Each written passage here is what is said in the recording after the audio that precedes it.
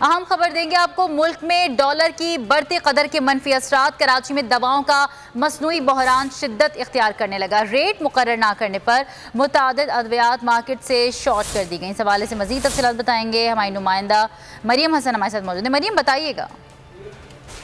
देखिए, बिल्कुल डॉलर इसकी बढ़ती कदर के साथ ही जो है शहर भर में दवाओं की जो है मसनूई किल्लत पैदा कर दी गई है, जिसके अंदर सबसे ज्यादा जो इस्तेमाल होने वाली दवा है पैनाडोल जो है वो मुकम्मल तौर पर मार्केट से जो है नायाब हो चुकी है। और इस वक्त किसी भी मेडिकल स्टोर पर जो है पैनाडोल या पैरासीटामोल फॉर्मूले की तमाम दवाएं जो हैं वो नहीं मिल रही हैं।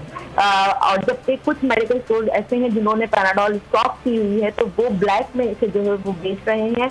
ब्लैक में पैनाडोल की 30 स्ट्रिप जो है वो तकरीबन 60 का समय फरोख्त की जा रही है, जबकि उसके साथ एस्प्रिन डिस्प्रिन फार्मूला भी जो है वो मार्केट से मुकम्मल तौर पर नायाब हो चुका है। इमराजुल इस्मा की दवा प्रीमिलिस एंड दीफरस्ट्रॉन जो कि 390 रुपये में फरोख्त की जाती थी एक स्ट्रिप, अब 490 रुपये में फरोख्त की जा रही है।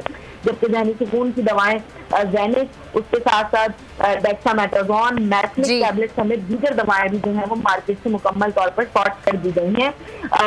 खाम माल जो कि बैरून मुल्क से मंगवाया जाता है दवाओं की तैयारी के लिए। बहुत शुक्रिया मरियम हसन अपडेट करने के लिए। सब्सक्राइब करें और बेल दबाएं ताकि कोई खबर रह न जाए।